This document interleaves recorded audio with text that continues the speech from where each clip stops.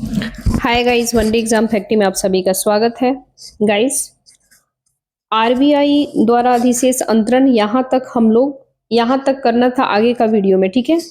तो ज्यादा समय किल नहीं करेंगे, देन स्टार्ट करते हैं। इसके पहले जो है ऑलरेडी पॉलिटी गवर्नेंस, ठीक है, पॉलिटी गवर्नेंस, इन्वायरमेंट इकोलॉजी, इसके साथ ही आर्ट एंड कल्चर और पर्सनालिटी इन न्यूज, ये सारा चीज हम लोग कंप्लीट करा चुके हैं, ठीक है। और आज ही अपलोड एक और वीडियो होगा आपको, वो सोशल इशू का होगा, वो एक ही बार में कंप्लीट होगा, ठीक है। तो अभी हम लोग देख लेते हैं इकोनॉमिक्स में, ठीक है। तो इसके पहले जो है हम लोग देख चुके थे, यहां तक हम लोग कंप्लीट कर चुके थे मुंबई इंटरबैंक आउटराइट रेट, ठीक है। आगे हम लोग को देखना था आरबीआई के द्वारा अधिशेष अंतरण क्या है। तो देखिए, कह रहे हैं कि आरबीआई के द्वारा अधिशेष अंतरण जो है यानी कि सरप्लस ट्रांसफर, ये क्यों चर्चा में है, क्यों न्यूज में है। तो आरबीआई जो है ये 2024 के लिए सरकार को 2.11 लाख करोड़ रुपए की अधिशेष अंतरण सरप्लस ट्रांसफर की मंजूरी दिया है। ये सबसे अधिक सरप्लस ट्रांसफर है, यानी अब तक का सबसे अधिक सरप्लस ट्रांसफर है, अधिशेष है, ठीक है। पिछले वित्त वर्ष की बात किया जाए तो 86,416 करोड़ रुपए, दुगुने से भी अधिक है, ठीक है।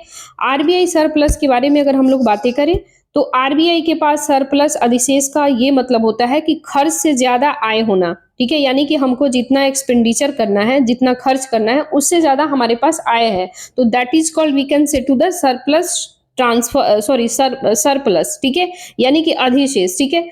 ब्याज से प्राप्त कुल आय केवल 1/7 यानी 1/7वां हिस्सा जो है, इसी के चलते आरबीआई के पास अधिशेष बनता रहता है। अब हम लोग देखेंगे आरबीआई की आय और व्यय क्या है, यानी आरबीआई जो है वो एक्सपेंडिचर कहाँ करता है, ठीक है, और उसका इनकम कहाँ से आता है। तो आरबीआई आय की बात करें तो यानी इनकम उसे कहाँ से मिलता है, तो रुपए में जारी प्रतिभूति को होल्डिंग पर ब्याज मिलता है, ठीक है।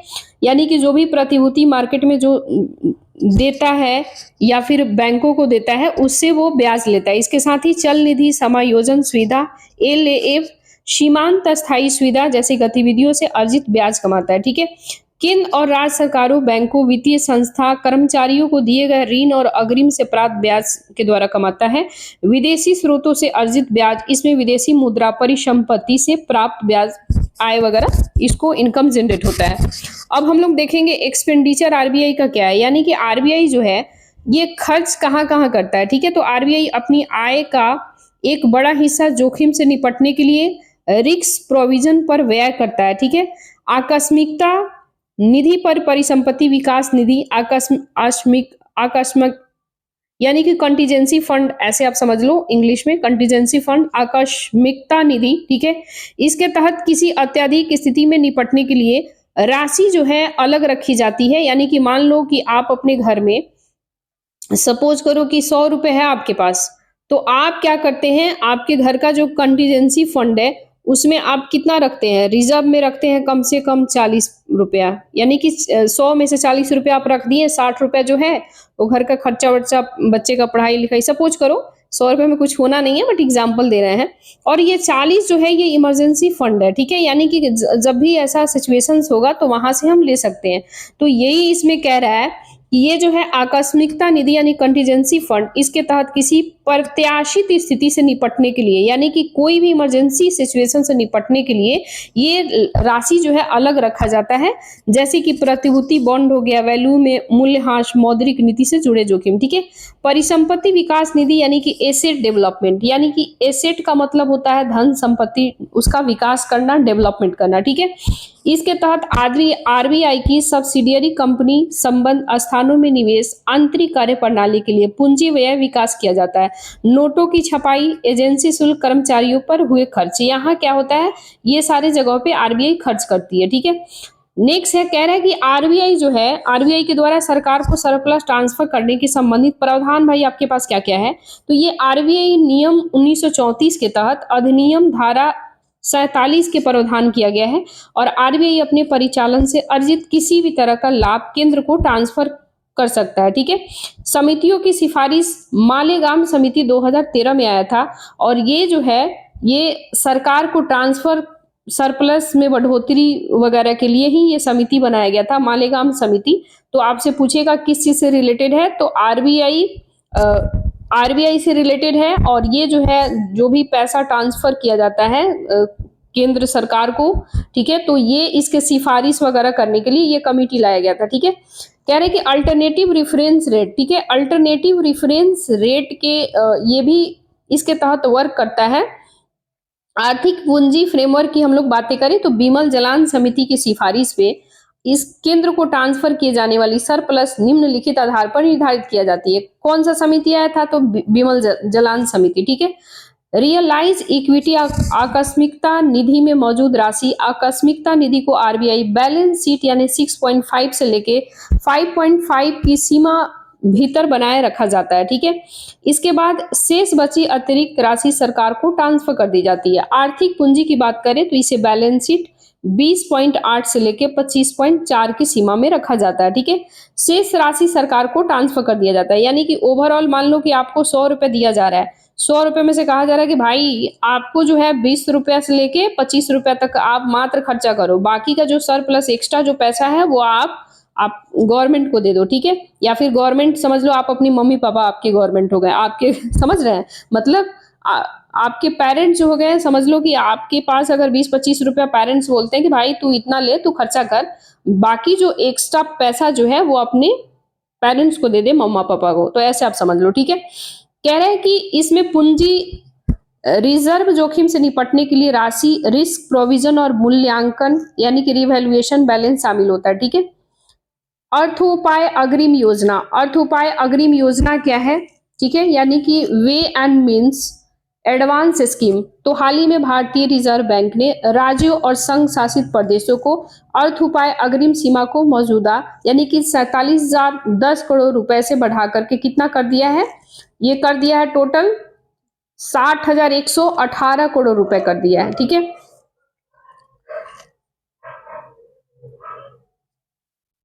प्राप्तियों और व्यय में तत्कालीन अंतर को पूरा करने के लिए आरबीआई राज्य और संघ शासित प्रदेशों को दिए जाने वाली अग्रिम एडवांसेज, इस सुविधा का लाभ केंद्र सरकार भी उठा सकती है, ठीक है। ये जरूरी नहीं है कि केवल राज्य और यूटी जो है, यूनियन टेरिटरी और स्टेट ही इसका फायदा ले सकता है, केंद्र सरकार भी ले सकता है। ये दो प्रकार के होते हैं, सामान्य अर्थोपाय अग्रिम और विशेष अर्थोपाय अग्रिम, ठीक है। ये विशेष अर्थोपाय अग्रिम को अब विशेष आहरण सुविधा एसडीएफ भी कहा जाता है, ठीक है। सबसे पहले किसी राज्य या फिर संघ शासित प्रदेशों को विशेष अर्थोपाय अग्रिम प्रदान किया जाता है और इसकी सीमा समाप्त होने के बाद सामान्य अर्थोपाय अग्रिम मिलता है, ठीक है। विशेष अर्थोपाय अग्रिम की ब्याज दर सामान्य अर्थोपाय अग्रिम की ब्याज दरों से कम होती है। गाइस थोड़ा आपको, क्योंकि इकोनॉमिक्स है ना, तो थोड़ा आपको लगेगा यार ये क्या है, बकवास चल रहा है, बट 2 से 3 बार वीडियो को सुनोगे तो याद हो जाएगा।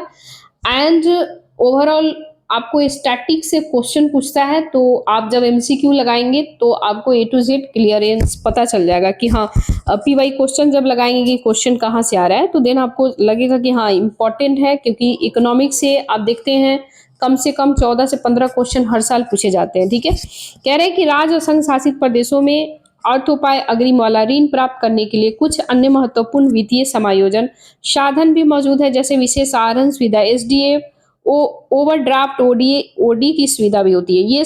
ये शोधन यानी कि इंस्ट्रूमेंट आरबीआई अधिनियम 1934 के तहत शामिल है। अब हम लोग देखेंगे कि विशेष आहरण सुविधा क्या है, एसडीएफ और ओवरड्राफ्ट क्या है, ठीक है।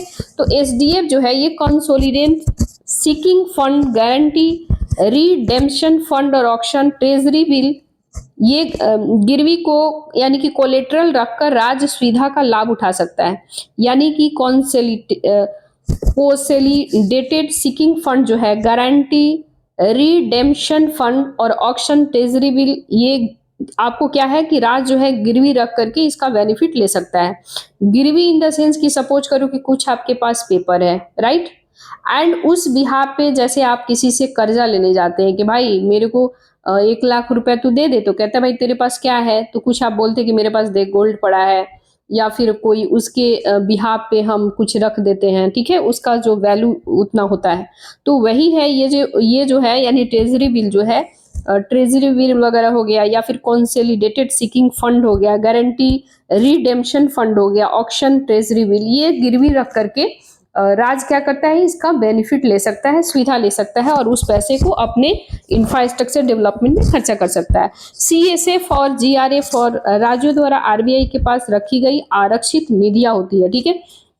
ओवरड्राफ्ट की सुविधा की बात करें तो ये सुविधा तब तक प्रदान की जाती है जब किसी राज्य को दी गई वित्तीय सहायता विशेष सहारण सुविधा और अर्थोपाय अग्रिम सीमा से अधिक हो जाती है, ठीक है।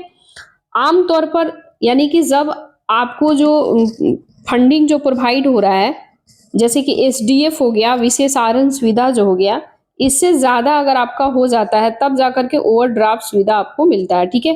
तब ओवरड्राफ्ट सुविधा का लाभ उठा सकते हैं, लेकिन RBI इसे बढ़ा भी सकती है, ठीक है। कह रहे कि इकोनॉमिक कैपिटल फ्रेमवर्क, इसके लिए कौन कौन सी एजेंसी है, कौन कौन, तो ये है इकोनॉमिक कैपिटल फ्रेमवर्क है। इसके बाद करेंसी गोल्ड रिवोल्यूशन अकाउंट है और स्पेशल ड्रॉइंग फैसिलिटी है SDF, ठीक है। नेक्स्ट हम लोग देखेंगे RBI से संबंधित महत्वपूर्ण घटनाक्रम क्या है, अदर की डेवलपमेंट रिलेटेड टू RBI, ठीक है। ऋण जमा अनुपात यानी क्रेडिट डिपॉजिट, ये क्या है, तो रिसेंटली RBI ने बैंक के उच्च जमा अनुपात पर चिंता व्यक्त करते हुए कम करने की सलाह दिया है। ऋण जमा अनुपात वास्तव में किसी बैंक के द्वारा अपनी कुल जमा राशि के सापेक्ष ऋणों को प्रतिशत को दर्शाता है। ये बैंक में जमा धनराशि और बैंक द्वारा इसे वितरित ऋण का अनुपात होता है। उच्च ऋण जमा अनुपात ये बताता है कि बैंक के संसाधनों का बड़ा हिस्सा ऋण देने के लिए उपयोग किया जाता है। इससे आर्थिक समृद्धि को बढ़ावा मिल सकता है, लेकिन इससे बैंकों की पूंजी पर भी जोखिम बढ़ सकता है। RBI की वित्तीय स्थिरता रिपोर्ट के अनुसार 2005 के बाद से ऋण जमा अनुपात दिसंबर 2023 में बढ़कर के 78.8 के चरम स्तर तक पहुंच गया था। 75% से अधिक ऋण जमा अनुपात वाले 75% से अधिक बैंक निजी क्षेत्र के बैंक है, ठीक है। नेक्स्ट हम लोग देखेंगे उच्च ऋण जमा अनुपात, ठीक है। तो उच्च ऋण जमा अनुपात क्या है, ऋण वितरण में उच्च वृद्धि, खुदरा ऋण में वृद्धि जारी होता है और इसके साथ ही वाहन खरीदने के लिए लोन, पर्सनल लोन, ये सारी चीजें शामिल होता है। यानी कि हाई ऋण क्रेडिट जो होता है, ये अगर आप जैसे वाहन खरीदते हैं, कोई लोन, पर्सनल लोन लेते हैं, तो ये सारी चीजों में इसके लिए उच्च ऋण क्रेडिट वगैरह प्रोवाइड किया जाता है, ठीक है। व्यवसाय यानी कि MSME क्षेत्रकों को दिए जाने वाले ऋणों की वृद्धि जारी किए जाते हैं। बैंकों में नगद जमा धीमी वृद्धि, इसके अतिरिक्त ग्राहक अब बचतकर्ता बजाय निवेशक बन रहे हैं और इसका अर्थ होता है कि धन को बैंकों में जमा करने में कम रुचि दिखा रहा है और वो इस पूंजी में निवेश करने का प्राथमिकता दे रहा है। नेक्स्ट हम लोग देखेंगे भाई इसका इफेक्ट क्या है, इसका प्रभाव क्या है। तो नेट इंटरेस्ट मार्जिन यानी कि नेट इंटरेस्ट मार्जिन पर दबाव बढ़ेगा और नेट इंटरेस्ट मार्जिन प्रतिभूति में निवेश, ऋण वितरण पर ब्याज प्राप्ति जैसी बैंकों की आय अर्जित करने वाली परिसंपत्तियों पर वास्तविक रिटर्न माप मिलेगी। नकदी का संकट की बात करें तो पर्याप्त नकदी नहीं होने पर बैंक समय पर ग्राहकों को भुगतान करने की दायित्वों को पूरा नहीं कर सकते हैं। ऋण जोखिम, उधार लेने वाले कुछ व्यक्ति संस्था समय पर ब्याज और मूलधन का भुगतान नहीं कर सकते हैं और इससे बैंकों को संकट बढ़ सकता है, ठीक है। वित्तीय समावेशन सूचकांक की हम लोग बात करें, फाइनेंशियल इंक्लूजन इंडेक्स क्या है, तो भारतीय रिजर्व बैंक ने घोषणा किया है वित्तीय समावेशन सूचकांक मार्च 2023 में 60.1 से बढ़कर के कितना हो गया है, 64.2 हो गया है। यानी 60.1 से बढ़कर के मार्च 2024 में 64.2 हो गया है, इसलिए चर्चा में है। वित्तीय समावेशन सूचकांक की हम बात करें, बैंकिंग, निवेश, बीमा, डाकघर, पेंशन क्षेत्रकों के वितरण को शामिल करने वाले एक व्यापक सूचकांक होता है और ये देश भर में वित्तीय समावेशन स्तर को दर्शाता है। एक मूल्य यानी कि सिंगल वैल्यू सूचकांक 0 से 100 तक होता है। 0 वैल्यू का मतलब होता है पूर्ण यानी एक्सक्लूजन की स्थिति में, 100 वैल्यू का मतलब होता है पूर्ण समावेशन की स्थिति में, ठीक है। 3 व्यापक पैरामीटर शामिल होते हैं, यानी कि एक 0 से लेके 100 तक नंबर दिया जाता है कि आप इसमें किस रैंक में आते हैं, ठीक है। पहुंच एक्सेस यानी 35% और उपयोग 45%, गुणवत्ता क्वालिटी जो है 20%, ठीक है। कह रहा है कि प्रतिवर्ष जुलाई में प्रकाशित किया जाता है। तो सबसे पहले पूछेगा कौन जारी करता है, तो RBI जारी करता है। इसके किस रैंकिंग पे होता है, तो 0 से लेके 100 तक होता है, ठीक है। इसके कुछ पैरामीटर्स होते हैं, जैसे एक्सेस 35%, यूज कितना तो 45%, इसकी क्वालिटी कितनी है तो 20%, ठीक है। नेक्स्ट हम लोग देखेंगे रिजर्व बैंक एकीकृत लोकपाल योजना, रिजर्व बैंक यानी इंटीग्रेटेड ओम्बुड्समैन स्कीम क्यों चर्चा में है? तो भारतीय रिजर्व बैंक ने लोकपाल योजना वार्षिक रिपोर्ट 2022-23 जारी किया है। और ये क्या है? एकीकृत लोकपाल योजना के तहत रिजर्व बैंक के द्वारा जारी पहली विशिष्ट स्टैंड एलोन रिपोर्ट होता है। ये रिजर्व बैंक एकीकृत लोकपाल योजना 2021 में जारी हुआ था। ठीक है। इसके बाद से आरबीआई यानी कि आरबीआईओएस को आरबीआई को वैकल्पिक शिकायत निवारण फ्रेमवर्क के रूप में 2021 में आरंभ किया गया था। और आरबीआई जो है, आरबीआईओएस का मुख्य कार्य क्या होता है कि आरबीआई के तहत विनियमित संस्था द्वारा प्रदान किए जाने वाले सेवाओं के संबंध में ग्राहकों की शिकायतों को जल्द से जल्द जो है इसके यानी इस पे एक्शन लेना, इसके लागत प्रभावी तरीके से समाधान करना। ठीक है। कह रहे कि अल्टरनेटिव ग्रीवांस रेडरेजल, ये भी इसके तहत एक ऑर्गेनाइजेशन के तहत ये काम करता है। कौन करता है? तो अल्टरनेटिव ग्रीवांस रेडरेजल। ठीक है।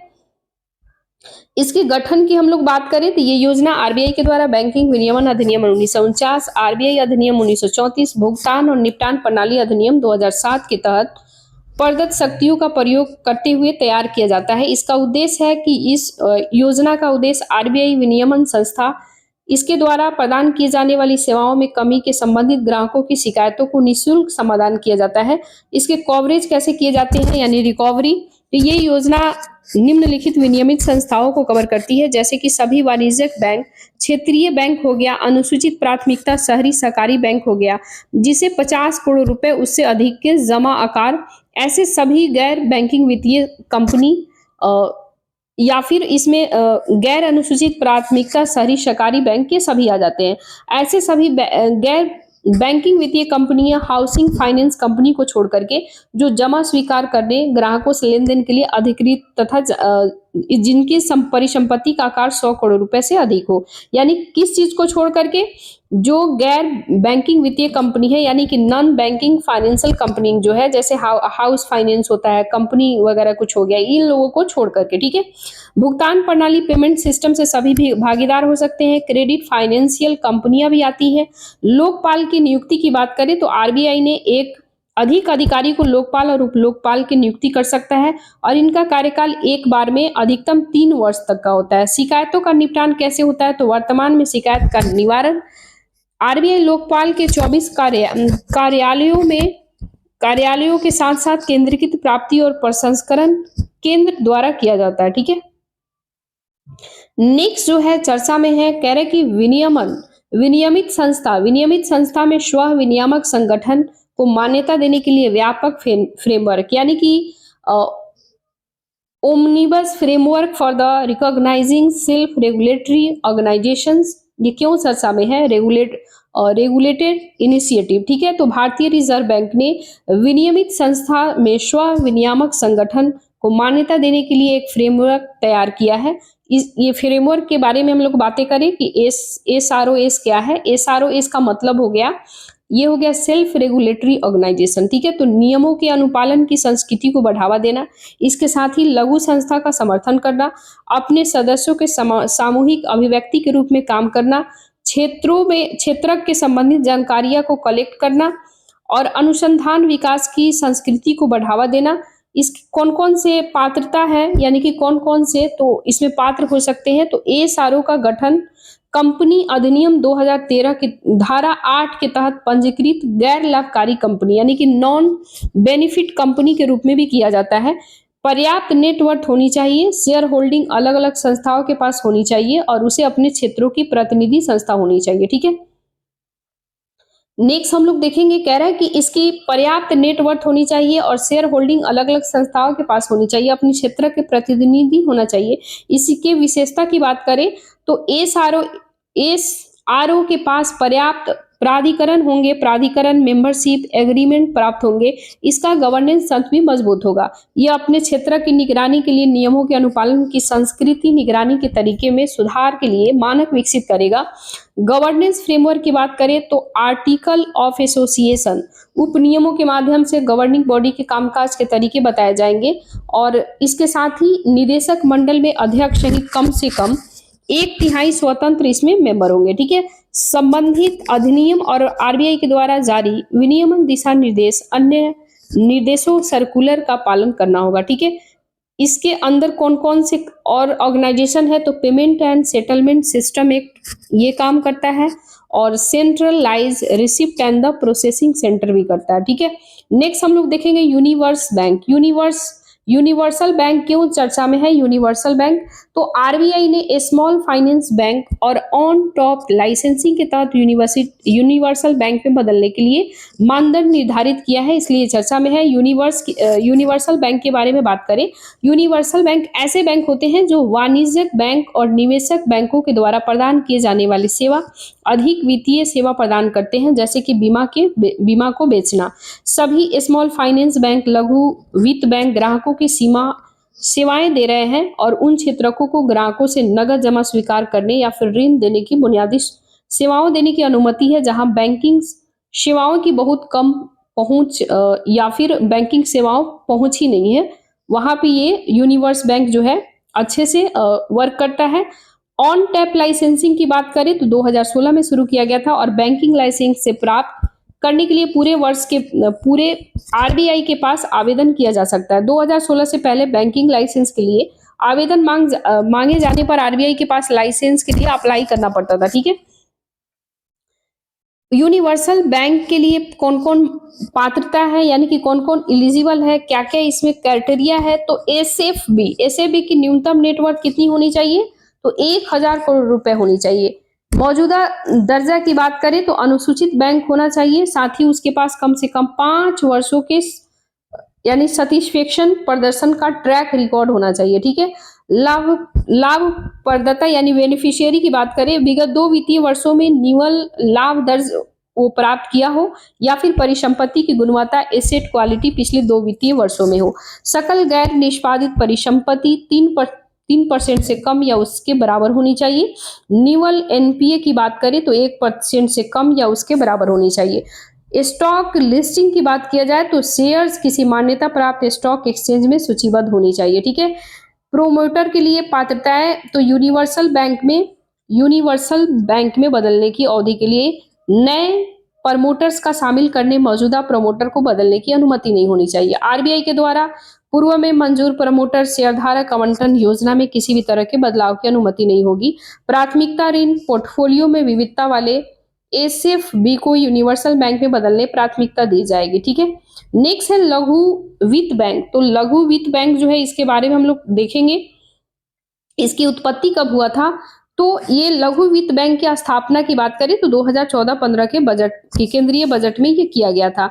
ये पंजीकरण की हम लोग बात करें तो कंपनी अधिनियम 2013 के तहत एक पब्लिक लिमिटेड कंपनी के रूप में पंजीकृत किया गया था, ठीक है। लाइसेंसिंग की बात करें तो ये बैंकिंग विनियमन अधिनियम 1949 के तहत लाइसेंसिंग प्राप्त और शासित ये है, देश के किसी भी हिस्से में संचालित कर सकते हैं, ठीक है। न्यूनतम पूंजी आवश्यकता की बात करें तो 200 करोड़ रुपए के कुछ एसएफबीएस को छोड़ करके, ठीक है। समायोजित निवल बैंक ऋण की बात करें तो एसएफबीएस को अपनी एनबीसी का 75% प्राथमिकता प्राप्त क्षेत्रकों का होना होता है। नेक्स्ट हम लोग देखेंगे, अच्छा शेयर होल्डिंग ड्यूशन प्लान भी है इसके तहत ये, ठीक है। नेक्स्ट हम लोग देखेंगे शहरी सहकारी बैंक, यानी कि अर्बन कोऑपरेटिव बैंक क्यों चर्चा में है, तो हाल ही में भारतीय रिजर्व बैंक ने शहरी सहकारी बैंकों में डिविडेंड इक्विलाइजेशन फंड स्थापित करने के लिए गतिविधि को रोकने को कहा है, ठीक है। ये अब हम लोग जानेंगे कि भाई ये डिविडेंड इक्विलाइजेशन फंड क्या है, तो इसकी स्थापना जो है शहरी सहकारी बैंक के द्वारा किया जाता है, और इसे वर्तमान में एक लाभों को जमा कर दिया जाता है, ताकि भविष्य में जब भी अगर आपको लाभ कम होता है तो वहां से निवल घटा हुआ हो वो लाभांश में बदला जा सके, ठीक है। लेकिन ये नियम पहले से संचालित लाभ या निधि से लाभांश भुगतान करने से स्पष्ट रूप से रोक लगाता है। आरबीआई ने शहरी सहकारी बैंक डीईएफ में जमा फंड में जनरल रिजर्व फ्री रिजर्व के एक बार ट्रांसफर की अनुमति जरूर दी, ताकि विनियामक पूंजी आवश्यकता से जुड़े आवश्यकता को पूरा कर सके, ठीक है। लेकिन वर्तमान समय में गवर्नमेंट क्या कर रही है, इस पर रोक लगा रही है, ठीक है। अब हम लोग देखेंगे शहरी यानी कि अर्बन सिटीज जो है अर्बन सहकारी बैंक, ठीक है।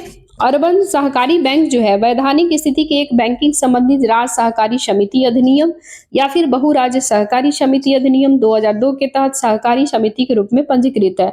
दोहरा विनियमन क्या होता है? तो आरबीआई बैंकिंग विनियमन अधिनियम 1949 के तहत इनके बैंकिंग कार्यों को विनियमित और पर्यवेक्षक करता है। यानी कि किस एक्ट के तहत? 1949 के तहत ये रेगुलेट करता है, ऑब्जर्वेटर करता है, ठीक है, ऑब्जर्वेट करता है।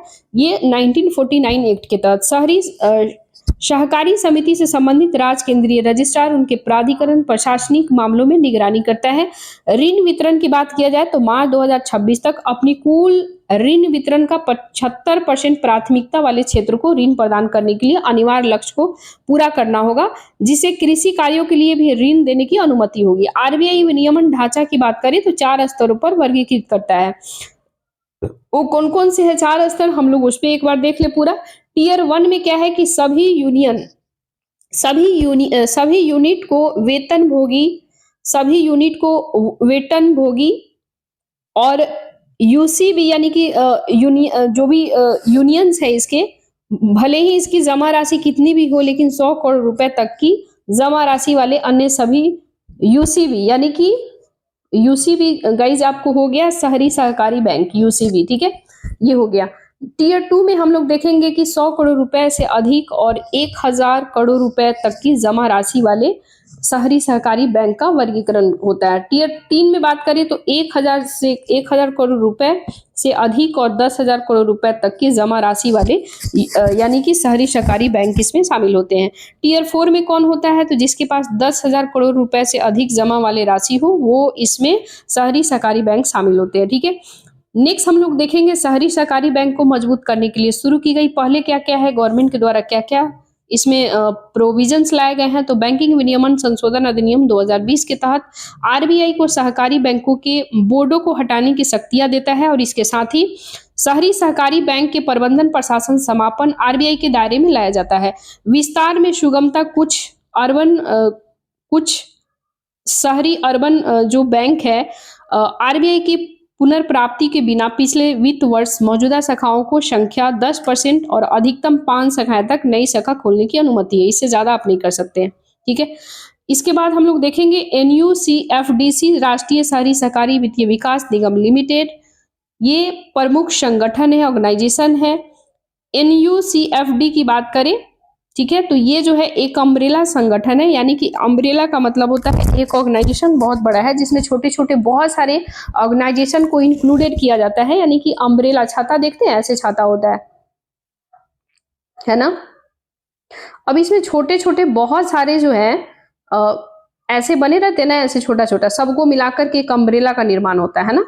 तो वैसे ही ये कहा जा रहा है कि एक ऑर्गेनाइजेशन है और इसमें छोटे छोटे बहुत सारे ऑर्गेनाइजेशन है, मतलब एक लाइक बोले तो अम्ब्रेला की तरह ये शाखा है, ठीक है। तो राष्ट्रीय देखिए हम लोग NUCFD एक अम्ब्रेला संगठन है, आरबीआई के साथ type 2 NBFC non banking financial company ND के रूप में पंजीकृत है। टाइप 2 और NDFC ND लोगों में जमा पब्लिक फंड स्वीकार करती है और साथ ही यह स्वीकार करने इरादा रखती है, यह ग्राहक लेन देन करती है या फिर लेन देन कराने का इरादा रखती है। इसके साथ ही और कौन कौन ऑर्गेनाइजेशन काम करता है? तो national urban cooperative finance development corporation limited, non banking financial company, non deposit गैर बैंकिंग वित्तीय कंपनी, गैर जमा स्वीकार, ये ऑर्गेनाइजेशन काम करती है। NUCFDC को हम लोग देखें तो ये जो है UCB यानी कि यूनिवर्सल कोऑपरेटिव बैंक क्षेत्रकों के लिए स्व विनियामक संगठन है। इसके रूप में कार्य करने की अनुमति दिया जाता है। 2006 में श्री NS विश्वनाथ की अध्यक्षता में गठित भारतीय रिजर्व बैंक के एक कार्य समूह ने सर्वप्रथम भारत में यूसीबी क्षेत्रकों के लिए अम्ब्रेला संगठन की आवश्यकता पर बल दिया था। 2009 में श्री VS दास की अध्यक्षता में, पहले क्या था इसको हटा दे, अब देखो यहाँ पे 2006 में जो एक कमेटी बैठी थी इसके अध्यक्ष कौन थे? श्री NS विश्वनाथ।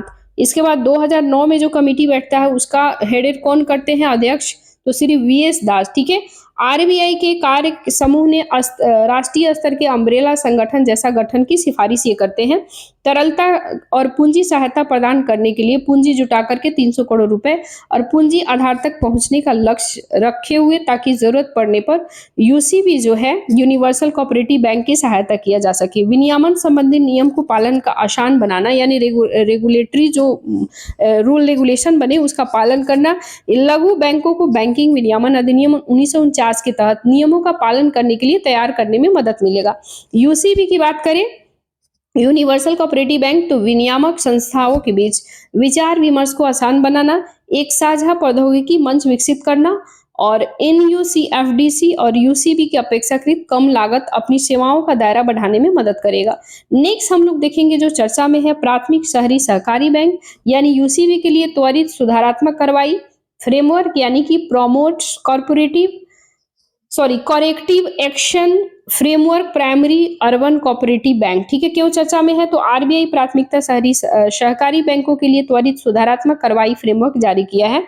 इसके बारे में हम लोग जानेंगे इसका उद्देश्य क्या है, तो यह अधिक सटीकता और लचीलापन के साथ शहरी सहकारी बैंकों वित्तीय संकट को दूर करना है। ये कार्यान्वयन कैसे होता है, तो इसमें ये फ्रेमवर्क मौजूदा पर्यवेक्षक कार्रवाई फ्रेमवर्क है, ये जगह लेगा 1 अप्रैल 2025 से लागू होगा। किन पर लागू होगा, तो ये फ्रेमवर्क जो है टीयर 2, टीयर 3, टीयर 4 जो हम लोग आगे देखे हैं सारा टीयर, ठीक है, शहरी सहकारी बैंकों पर लागू होगा। ऑल इंक्लूसिव डायरेक्शन में रखे गए शहरी सहकारी बैंकों पर लागू नहीं होगा। ठीक है, नेक्स्ट हम लोग देखते हैं शहरी सहकारी बैंकों को उनके पूंजी परिसंपत्ति की गुणवत्ता लाभ जैसे मानदंडों के आधार पर पीसीए फ्रेमवर्क निगरानी में रखा जाएगा और खराब वित्तीय स्थिति कुप्रबंधन वाले उन शहरी सहकारी बैंकों के फ्रेमवर्क के तहत लाया जा सकता है जिन्हें जोखिम की सहनीय सीमा पर पार कर लिया। ठीक है, त्वरित सुधारात्मक कार्रवाई फ्रेमवर्क से बाहर निकालना, प्रतिबंधों को वापस लेना। यदि कोई शहरी सहकारी बैंक लगातार 4 तिमाही के वित्तीय वितरण यानी कि फाइनेंशियल स्टेटमेंट में किसी भी पैरामीटर जोखिम सीमा को पार नहीं करता है, उस बैंक पर से पीसीए फ्रेमवर्क की निगरानी हटा ली जाएगी। ठीक है, नेक्स्ट हम लोग देखेंगे भारत में सूक्ष्म वित्त यानी कि माइक्रो फाइनेंस सेक्टर के 50 वर्ष पूरे हो चुके हैं, इसलिए ये चर्चा में है। ठीक है, यानी कि 50 years of the Indian micro finance sector. ठीक है, self employed women's association bank के गठन 50 वर्ष पूरे हो चुके हैं। भारत का पहला जो है माइक्रो फाइनेंस संस्था था, 1974 में इसे एक सहकारी बैंक के रूप में पंजीकृत किया गया था। अब हम लोग इसके बारे में जानेंगे कि माइक्रो फाइनेंस है क्या, तो ये एक औपचारिक सेवाओं तक पहुंचने में वंचित, हाशिए पर स्थिति गरीब लोगों को कम राशि वाले ऋण जैसी वित्तीय सेवाएं उपलब्ध कराना। आरबीआई की परिभाषा के अनुसार निम्न आय वाले 3 लाख रुपए तक की वार्षिक आय परिवारों को व्यक्तियों को दिए गए सभी जमानत मुक्त कोलेटरल फ्री ऋणों को माइक्रो फाइनेंस ऋण माना जाता है।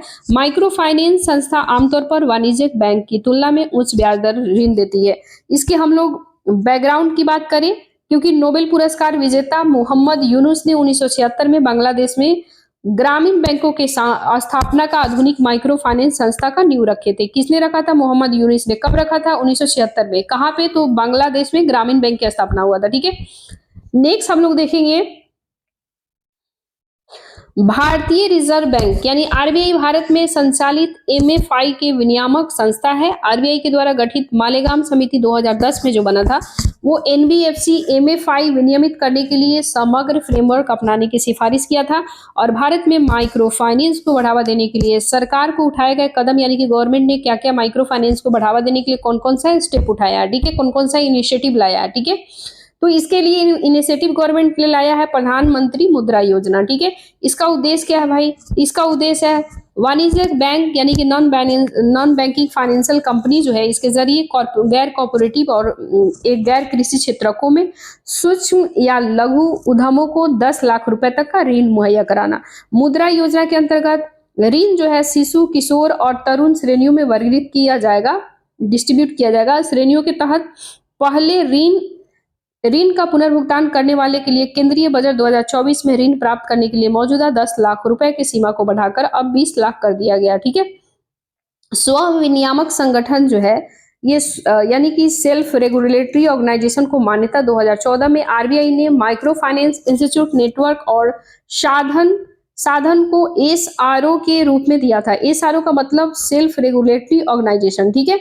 हार्मोनाइज विनियमन 2022 में आरबीआई ने माइक्रो फाइनेंस में सेवा प्रदान करने वाले सभी विनियामक संस्था के लिए समरूप विनियमित जारी किया था, ठीक है। सेल्फ हेल्प ग्रुप की बात हम लोग करें तो सेल्फ हेल्प ग्रुप बैंक जो है लिंकेड कार्यक्रम, ये कार्यक्रम नाबार्ड ने 2000 सॉरी एसएचजी जो है सेल्फ हेल्प ग्रुप जो है बैंक लिंकेज कार्यक्रम, ये जो है 1992 में नाबार्ड के द्वारा शुरू किया गया था। दुनिया का सबसे बड़े माइक्रो फाइनेंस कार्यक्रमों में से एक है। इसका उद्देश्य क्या है? बैंकिंग सेवाओं में वंचित, कम सेवा प्राप्त करने वाले गरीब परिवारों को वित्तीय सेवा प्रदान करना। किसी स्वयं सहायता समूह के सभी सदस्य किसी एक सदस्य के द्वारा लिए गए ऋण की सामूहिक जिम्मेदारी को लेता है और साथ ही क्षेत्रीय ग्रामीण बैंक को, अनुसूचित वाणिज्यिक बैंक को वित्तीय सहायता प्रदान करता है, यानी सेल्फ हेल्प ग्रुप को, ठीक है। नेक्स्ट हम लोग देखेंगे जो बहुत ही चर्चा में है, गैर बैंकिंग वित्तीय कंपनी एनबीएफसी यानी नॉन बैंकिंग फाइनेंशियल कंपनी क्यों चर्चा में है? तो हाल ही में आरबीआई ने 4 गैर बैंकिंग वित्तीय कंपनियों के द्वारा ऋण देने पर प्रतिबंध लगा दिया है।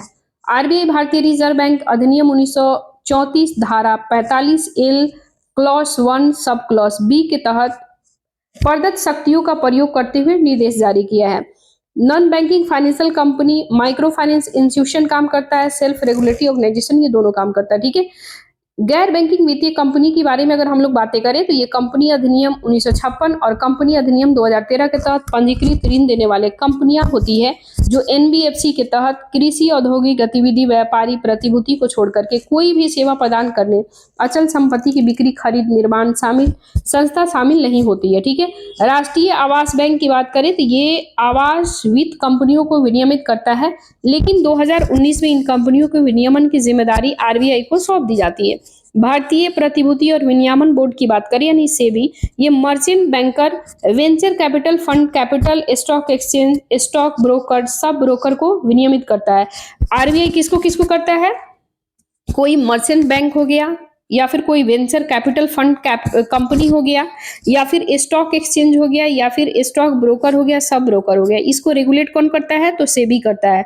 आपसे दे देगा कि आरबीआई करता है ऑप्शन में, तो स्टेटमेंट गलत हो जाएगा। फिर आप ना एक एक पॉइंट थोड़ी 2-3 बार 4 बार 5 बार वीडियो सुन लीजिएगा ना गाइस, तो आपको हर चीज याद हो जाएगा। बीमा विनियामक और विकास प्राधिकरण या बीमा कंपनियों को विनियमित करता है राज्य सरकार ही, ये चिट फंड कंपनी को विनियमित करती है। कॉर्पोरेट कार्य मंत्रालय निधि कंपनियों को कॉर्पोरेट कार्य मंत्रालय द्वारा विनियमित किया जाता है। एनबीएफसी के बारे में अगर हम लोग बातें करें तो एनबीएफसी सामान्य बैंकों से किस प्रकार अलग होता है? तो ये एनबीएफसी डिमांड डिपॉजिट स्वीकार नहीं कर सकता है। एनबीएफसी पेमेंट और सेटलमेंट सिस्टम शामिल नहीं होता है। ये संस्था में भुगतान के लिए अपने नाम से चेक जारी नहीं कर सकता है। एनबीएफसी धनराशि जमा करने वाले ग्राहकों को deposit, insurance, credit guarantee corporation की जमा बीमा सुविधा लाभ नहीं मिल सकता है। डीसीजीसी की बात करें तो डीसीजीसी बहुत ही चर्चा में रहा है। यह स्थापना जो है अधिनियम 1961 के तहत हुआ था। ये भारत में संचालित विदेशी बैंकों की शाखाओं को लोकल एरिया बैंकों और क्षेत्रीय ग्रामीण बैंकों सहित सभी वाणिज्यिक बैंकों में जमा राशि को बीमा कवर प्रदान करता है। डीआईसीजीसी की बात करें तो सभी बैंक जमाओं को अधिकतम 50 लाख रुपए तक का बीमा कवर प्रदान करता है, ठीक है।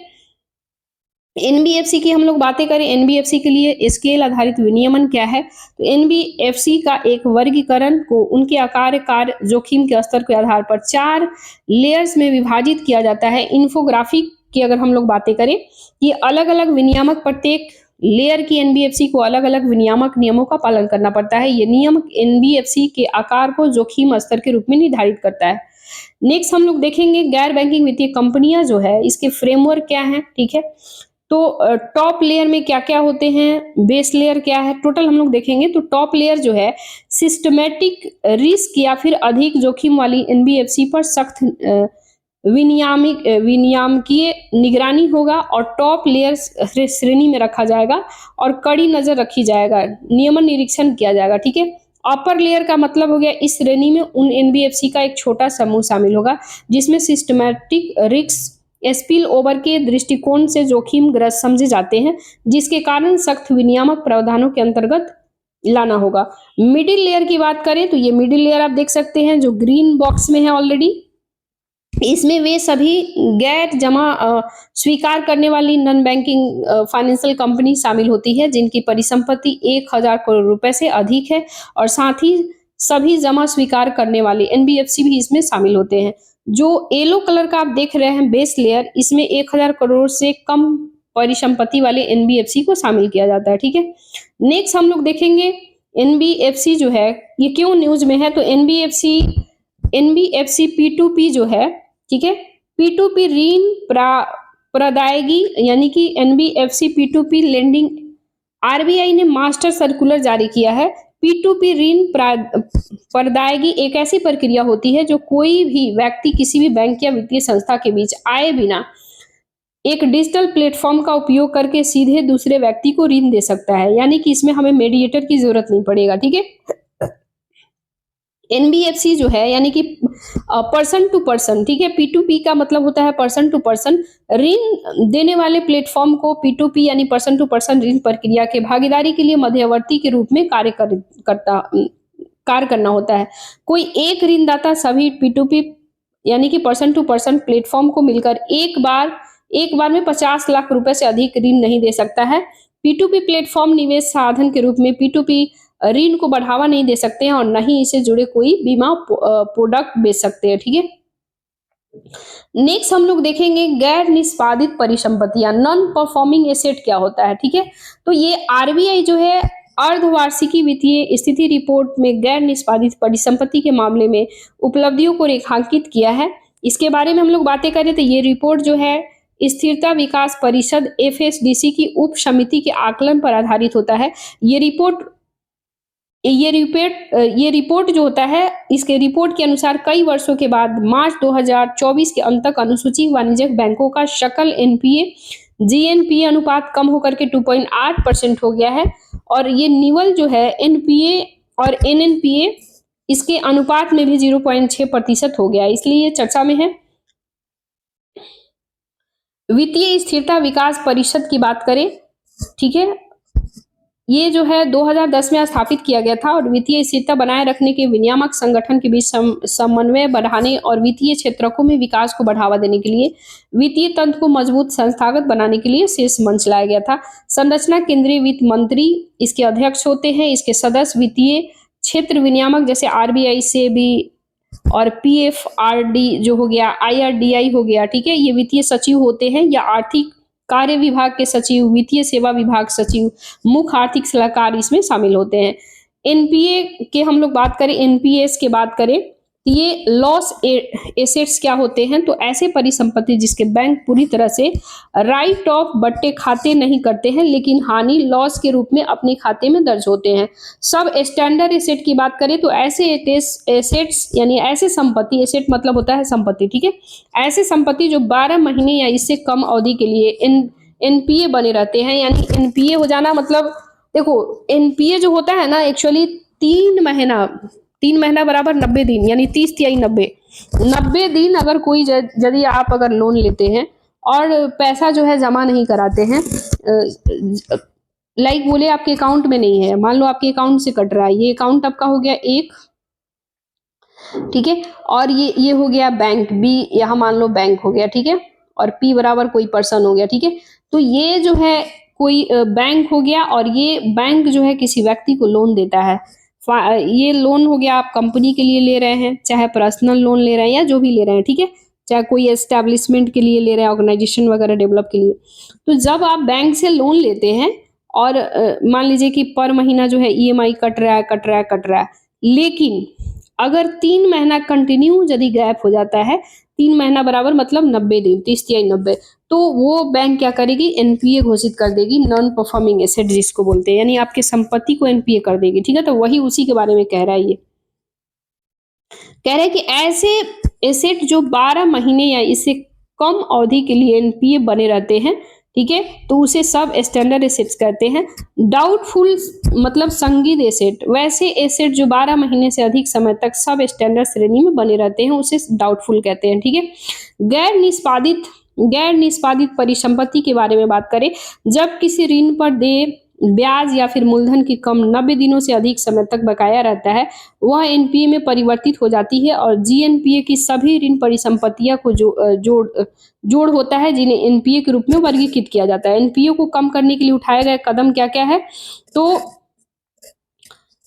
इसके लिए वित्तीय परिसंपत्ति का प्रतिभूतिकरण, पुनर्निर्माण करना, सुरक्षा परिवर्तन अधिनियम लाना, एक्ट 2002 के तहत यह सिक्योर्ड ऋणदाताओं मूलधन या फिर ब्याज पुनर्भुगतान में डिफॉल्ट होने के ऋणी के द्वारा जमानत कोलेटरल के रूप में रखी गई परिसंपत्ति कब्जे में लाने का अधिकार देता है। इसके लिए financial stability and development council work करता है और securitisation and the reconstruction for the financial assets and enforcement security interest भी काम करता है। ठीक है, दिवाला और शोधन अक्षमता संहिता की बात करें तो 2016 के तहत कॉर्पोरेट व्यक्ति साझेदारी फर्मों और व्यक्तियों के ऋण पुनर्गठन दिवाला समाधान को समयबद्ध तरीके से निपटने का प्रावधान किया गया था। राष्ट्रीय परिसंपत्ति पुनर्निर्माण कंपनी लिमिटेड की बात करें, इसका गठन 500 करोड़ रुपए से अधिक तनावग्रस्त परिसंपत्ति का समाधान करने के लिए लाया गया था। प्रवाह पोर्टल जो है ये एक प्राधिकार लाइसेंस या विनियामक मंजूरी प्राप्त करने के लिए सुरक्षित एक केंद्रीकृत वेब आधारित पोर्टल है, जिसे आरबीआई के द्वारा सहकारी बैंक जो होते हैं या फिर गैर निष्पादित परिसंपत्तियां एनपीए के प्रोविजंस मानदंडों में संशोधन और नए मानदंड शहरी सहकारी बैंक, राज्य सहकारी बैंक, केंद्रीय सहकारी बैंक पर लागू होता है। ठीक है, इसके साथ ही बीडीडीआर जो है ये अन्य श्रेणियों में संबंधित प्रोविजंस और income regression, excel classification and the provisioning जो होता है, इसके मानदंड के तहत लाभ हानि खातों में एक्सपेंडिचर दर्ज किए जाने के लिए किया जाता है। आईआरएसीपी की बात करें तो ये अन्य विनियामक के अकॉर्डिंग सभी प्रोविजंस लेखा जोखा रखने के बाद ही सहकारी बैंक जो होता है बीडीडीआर में निम्न लाभ उपयोग कर सकते हैं। बैंकिंग संभावित घाटे को कवर करने के लिए मुनाफे का एक हिस्सा अलग रखा प्रोविजन कहलाता है, प्रोविजनिंग कहलाता है। ठीक है, को लेंडिंग की बात करें हम लोग तो को लेंडिंग क्या है? तो केंद्रीय वित्त मंत्रालय ने भारतीय स्टेट बैंक को को लेंडिंग से जुड़ी चिंताओं को दूर करने के लिए एक समिति गठित करने को कहा है। ठीक है, को लेंडिंग को ओरिजिनेशन की बात करें तो ये एक ऐसी व्यवस्था होती है जिसमें कई ऋणदाता साझेदारी बनकर व्यक्तिगत आवेदक को ऋण प्रदान करते हैं और इसके साथ ही ऋण देने की क्षमता बढ़ जाती है और किसी एक संस्था को ही ऋण से जोखिम का भार नहीं उठाना पड़ता है। भारतीय रिजर्व बैंक के अनुसार बात करें तो भारतीय बैंक जो है बैंक और गैर बैंकिंग वित्तीय company, non banking financial company प्राथमिकता प्राप्त क्षेत्रकों को को लेंडिंग प्रदान कर सकते हैं और इस ऋण से जुड़े न्यूनतम 20% जोखिम का भार एनबीएफसी और शेष जोखिम का भार बैंक उठाना पड़ता है। ठीक है, बैंकों को ऐसी एनबीएफसी के साथ को लेंडिंग व्यवस्था में शामिल होने की अनुमति नहीं है जिसकी स्थापना किस कंपनी प्रमोटर ग्रुप द्वारा किया गया था। ठीक है, नेक्स्ट हम लोग देखेंगे विलफुल डिफॉल्ट। गाइज ये विलफुल डिफॉल्ट या ये सारा यूपीएससी यहाँ से क्वेश्चन आप प्रीवियस ईयर जा करके आप चेक करेंगे ना तो ये सारे स्टेटमेंट वाइज क्वेश्चन आ चुके हैं। आप चाहे तो एक बार चेक कर सकते हैं, लाइक बोले तो प्रीवियस ईयर्स वैसे तो आप लोग सब पढ़े ही होंगे, देखे ही होंगे, बट मेरा यही सजेशन है कि पूरा अच्छे से करके जाइएगा प्रीवियस ईयर्स। ठीक है, और वहाँ से आप देखिएगा तो बैंकिंग से बहुत ही ज़्यादा क्वेश्चन आते हैं। विलफुल डिफॉल्ट की बात करें तो भारतीय रिजर्व बैंक आरबीआई ने विलफुल डिफॉल्ट और लॉज डिफॉल्ट से निपटने के लिए एक दिशा निर्देश जारी किए हैं। भारतीय रिजर्व बैंक अधिनियम 1934, बैंकिंग विनियमन अधिनियम 1949, क्रेडिट सूचना कंपनी विनियमन अधिनियम 2005 के तहत जारी किया गया है। विलफुल डिफॉल्ट क्या है? तो 25 लाख रुपए से उससे अधिक का बकाया ऋण राशि वाले व्यक्ति को विलफुल डिफॉल्ट घोषित किया जाता है। कितना? 25 लाख रुपए या उससे अधिक यदि अगर आपके ऊपर लोन है और बाकी है, आप नहीं चुकता कर रहे हैं, तो विलफुल डिफॉल्ट में घोषित किया जाता है। विलफुल डिफॉल्ट तब होता है जब उधार देने वाले ऋण राशि का वापस पुनर्भुगतान करने में चूकता या साथ ही निम्नलिखित में से कोई या अधिक संभावनाओं को दर्शाता है। वो क्या क्या संभावना हो सकता है? उधारकर्ता यदि ऋण का पुनर्भुगतान करने की क्षमता या उसके बावजूद भी वह पुनर्भुगतान नहीं कर रहा है, या फिर जिस संस्था के नाम पर ऋण लिया गया हो उस ऋण को अपनी किसी अन्य संस्था में लगा देना, या उसका उद्देश्यों के लिए ऋण लिया गया लिया गया हो लेकिन कोई अन्य उद्देश्यों में खर्च किया गया। सपोज करो कि कोई कंपनी आप बना रहे हैं, ये कोई कंपनी हो गया और वो उसी पैसा का कोई और आप प्रॉपर्टी खरीद लिए, कोई और कंपनी में लगा दिए, चाहे कोई और प्रॉपर्टी खरीद के उसमें इन्वेस्ट किए। तो ये सारे इसके मानदंड है कि ये ऐसे जगहों पे आपको विलफुल डिफ़ॉल्ट घोषित किया जाएगा, किसी अन्य उद्देश्य में खर्च कर देना, ठीक है? ऋण हासिल करने के लिए ज़मानत जमानत पर दी गई अचल या चल संपत्ति को बेच दिया हो या उनका निपटान कर दिया हो। कर्जदार व्यक्ति कंपनी में अपनी इक्विटी या शेयर बेचकर प्राप्त राशि को उसकी कंपनी में निवेश कर सकता है ताकि कर्ज कम हो सके। ऐसा नहीं किया हो, ठीक है? इसके लिए कौन-कौन ऑर्गेनाइजेशन है? तो इंसॉल्वेंसी एंड बैंकरप्टी कोड लागू होता है, ये भी। National asset reconstruction company limited ये भी काम करता है। और platform for the regulation application validation and the authorisation, यानी कि विनियामक अनुप्रयोग सत्यापन और प्राधिकरण के लिए मंच, ये भी ये इसके तहत काम करता है। बैड डाउटफुल डेब्ट रिजर्व, अशोध एवं संगित ऋण रिजर्व, ये भी ऑर्गेनाइजेशन काम करता है। नेक्स्ट हम लोग देखेंगे लॉस डिफॉल्ट। 1 करोड़ रुपए या उससे अधिक का बकाया राशि वाले व्यक्ति को लॉस डिफॉल्ट कहा जाता है। एक तो आप यहाँ जस्ट अभी देखे हैं, ठीक है? एक यहाँ अभी हम लोग जस्ट देखे हैं, ये है आपको विलफुल डिफॉल्ट, ठीक है? जो विलफुल डिफॉल्ट देखे हैं, दूसरा जो है हम लोग यहाँ पे देख रहे हैं, ये है लॉस डिफॉल्ट। तो विलफुल डिफॉल्ट में क्या था? 25 करोड़, ठीक है? 25 सीआर यहाँ लिखो, 25 करोड़ या उससे अधिक। लेकिन लॉस डिफॉल्ट हो गया, लॉस लॉस डिफॉल्ट। तो लॉस डिफॉल्ट 1 करोड़ रुपए उससे अधिक, ठीक है? तो 1 सीआर यहाँ लिख लो, 1 सीआर। तो अपन एक एक छोटी छोटी पॉइंट है ना दिमाग में रखना है, ठीक है? क्योंकि वहां से ही आपका स्टेटमेंट अब लिखेगा कि लॉस डिफॉल्ट 25 करोड़ रुपए से अधिक, तो फिर गलत हो जाएगा ना स्टेटमेंट। देखो, कह रहे हैं कि 1 करोड़ रुपए और उससे अधिक की बकाया ऋण राशि वाले व्यक्ति को लॉस डिफॉल्ट के रूप में घोषित किया जा सकता है। साथ ही ऐसे व्यक्ति पे मुकदमा दायर किया जा सकता है, उसे बैंक अकाउंट्स डाउटफुल या लॉस के रूप में वर्गीकृत किया जा सकते हैं। जैसे पहचान विलफुल डिफॉल्ट के साक्ष्य की जांच के लिए कर्जदाता को आइडेंटिफिकेशन कमेटी गठित करनी होती है।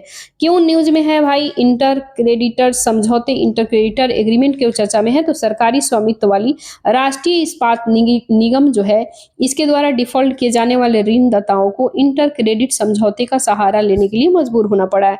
इंटर क्रेडिट समझौता की बात करें तो इंटर क्रेडिट समझौता वह समझौता होता है जो कई ऋणदाताओं के बीच यह तय करने के लिए किया जाता है यदि कर्जदार पैसा वापस नहीं कर पाता है तो अपनी सहमति से किस तरह वसूली करेगा, कोलेटरल और किस प्रकार आपस में बंटवारा करेगा।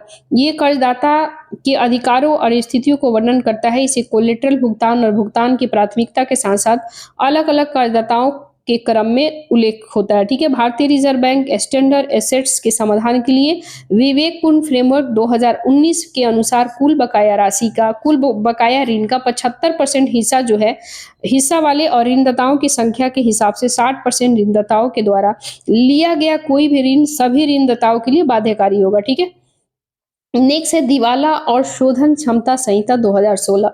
ये क्यों चर्चा में है? तो इसे हम लोग कल देखेंगे, क्योंकि video 52 point something minute record हो चुका है। कल हम लोग जो है गाइस, एक्चुअली मेरे को भी ड्यूटी भी करनी होती है, पढ़नी भी होती है,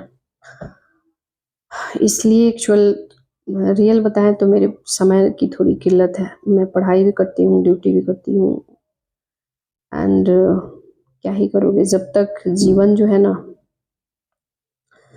कितना भी आप बड़े लेवल पे पहुंच जाओ, बट एक इंसान जो होता है ना, वो ग्रीडी होता है। उसको रहता है मैं ये भी कर लूँ, मैं और आगे बढ़ जाऊँ, मैं और आगे कर लूँ। तो वही इंसान जब तक ये उसके आंखें खुली हुई रहती है ना, जब तक वो एक ग्रीडी में बंधा रहता है, उसके अंदर एक लालच होती है कि नहीं मेरे पास आज ये है, कल वो हो, उससे भी बड़ा हो, उससे बड़ा, वो वाली चीज होती है। और रियलिटी बताऊं तो मेरे पास समय की बहुत किल्लत है। वैसे आप सभी के पास होंगे, मैं समझ सकती हूँ कि खासकर जो यूपीएससी एस्पायरेंट हैं उन लोगों के पास ऑलरेडी समय कम होती है, बट इसी में आप लोग को समय निकाल के पढ़ना भी है, ठीक है? मन लगा के पढ़िए, समय बर्बाद बिल्कुल मत कीजिएगा, क्योंकि देखो ये जो समय है ना, चला जाएगा ना, दोबारा वापस लौट के नहीं आने वाला है। कोई आपको साथ नहीं देगा। कहते हैं ना, कोई साथ नहीं देगा, मतलब कोई नहीं देगा। तो इसलिए आप अपना एक खुद का पहचान बनाओ, ठीक है। कहते हैं ना कि आप क्या करते हैं, आप क्या हो, ये एक अपने आप में ढूंढो और उसे सर्च करो, उस पे काम करो, अपने आप को समय दो। सब कुछ पॉसिबल है इस धरती पे। हम लोग को कोई उतना बड़ा पहाड़ तो माजी की तरह तोड़ना नहीं है ना? उतनी बड़ी मेहनत भी नहीं है। बट यही है, अपने आप को डेडिकेटेड रहना है अपने लक्ष्य के प्रति, अपने एम्बिशन के प्रति। और इसी बिजी शेड्यूल में भी 24/7 सबके पास उतना ही समय रहता है, उतना ही में वर्क भी है, ड्यूटी भी है, बहुत सारी चीज़ें हैं, फैमिली भी है, रिलेशंस भी है। हर चीज़ों को देखते हुए भी अपना सक्सेस पाना है ना? तो समय को बिल्कुल बर्बाद मत कीजिए, हम यही कहेंगे। मेहनत करते रहिए, और कहते हैं ना, hard work never goes to waste. Then definitely you have to do each and every day regarding your study, regarding the ambition, and then definitely one day you have to now achieve. Everything is possible, and then definitely you have knows better, and God knows better, you knows better. You are already each and every day hard working as per setting the resolution, as per setting the rule regulation. Everything is possible, yeah. And then definitely hard work never goes to waste. कहते हैं ना, मेहनत अपन जो है ना, कभी बेकार नहीं जाता है। तो मेहनत करते रहिए, सब कुछ पॉसिबल हो जाएगा। एक समय आएगा, एक सर्टेन समय के पास कहते हैं ना कि आप जो सपने देखते हैं ना, लगते रहिए, सब कुछ मिल जाएगा। मैंने ऐसे बहुत सारे अभी तो मैं कुछ बताना नहीं चाहती। समय आएगा तो सब लोग देखेगा, बस यही कहूँगी। तो बस अपने आप पे मेहनत करते रहिए, है ना? एंड ज़्यादा समय हम खुद आप लोग का किल नहीं करते हैं। मेरा वीडियो अच्छा लगे तो लाइक कीजिए, शेयर कीजिए, एंड आप लोग कमेंट करते ना, मुझे काफ़ी मोटिवेटेड, मतलब मुझे अच्छा लगता है। I feel much better see you the comment in comment box. Really you have, if you want to comment, if you want to comment of any type of like regarding the positivity, any type of regarding as per demand to the video, what type you need video recommend, I made to the video and uploaded on the channel. So firstly you have to now, give to the comments, ma'am, I need I have to these types of, need requirement, whatever you have to utilize there. So something which is you have to comment box, this type of video I have to need, like polity, environment, ecology, and whatever. Okay, regarding should be, a study, so that is important thing. मुझे अच्छा लगेगा, आप लोग comment करते भी हैं, मुझे अच्छा लगता है। एंड मैं देखती हूँ तो मुझे अच्छा लगता है, मोटिवेटेड भी होती हूँ, इसीलिए तो इतना बिजी शेड्यूल होने के बावजूद आप लोग के लिए वीडियो लाती हूँ। तो thank you so much guys, आप सब लोग मुझे इतना सपोर्ट करते हैं एंड मेरे वीडियो को इतना प्यार देते हैं, बहुत बहुत धन्यवाद। मेरे वीडियो अच्छा लगे तो लाइक कीजिए, शेयर कीजिए, कमेंट कीजिए। जब तक के लिए जय हिंद, जय भारत गाइज, फिर मिलते हैं नेक्स्ट वीडियो में। जब तक के लिए बाय बाय।